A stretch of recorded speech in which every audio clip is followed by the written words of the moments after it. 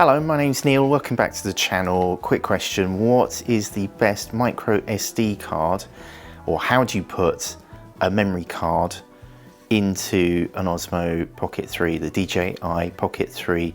That's the micro SD card the micro SD card slot. That's where we'll put the memory card. This is the one that I go for. Let's open it up and I'll show you the two things that I look for micro SD cards. I've bought a lot of these over the years and I've made some mistakes over the years. This one actually comes with an adapter, so you could put it in as an SD card into your computer, which is really helpful. We really like those. They get bent over time if you keep them in the pocket. But anyway, this is the micro SD card I go for. And if I can zoom in, it might be easier if I just show you the features on the back. The two things that I look for when browsing on Amazon or buying them online is that they are class 10. So you need to see the words class 10 on there, and I can't see it on the back here, but I saw it on the product listing. Reassuringly, 4K UHD.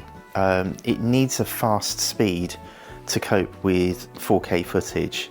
So for video, if you need a micro SD card for a camera like the DJI Pocket 3, class 10 is your friend. Let's open it up and I'll show you how to fit a memory card. I used to call them memory sticks a long time ago. We had memory sticks, do you remember those? And I've gone for SanDisk. I won't buy price, but I've had lots of SanDisks.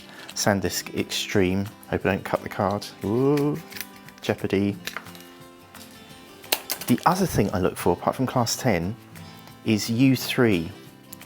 There's that weird U logo with a number 3 in. They can come as U1. Those are the ones I think that don't work for me. So I look for class 10, U3. And the other feature that I look for, although I don't know the difference, tell me in the comments, educate me. He says he cuts the card to pieces. It's like cutting a credit card. Which I need to do after buying all this stuff. Is A1 or A2 performance. I've gone for an A2 on this one. This is so well packaged. I'll leave a link to this in the description. But there's the card.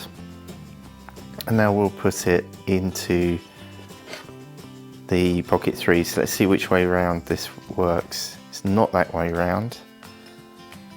We've got the pins facing towards us. Let's see if it's that way around. No. Oh yeah, it is. That's the way in. And then we can click it in. And it kind of pops. It's got a kind of spring-loaded action. So if I use my fingernail just to push it in once, and it pops out. So that's how to remove the memory card from a DJI Pocket 3. And to put it in, put it with the back facing you if you're looking at the touch screen. And we're just going to push it in with our fingernail. Push it again, it bounces out. It's like a trigger spring mechanism. So you just push it in lightly, and then when you get to this stage you need to push it again till it engages, it'll click, and then it will hold into place. And now you can see the SD card logo on the top left hand side, and it shows that I have 6 hours 1 minute on my 4K at 24 frames. I've gone for a 256 gigabyte micro SD card. You can obviously get them in different sizes at different prices, but that is how I fit a memory card into my DJI Pocket 3. I hope this video has helped. Thank you for hitting the thumbs up or the subscribe button if you've reached this point in the video.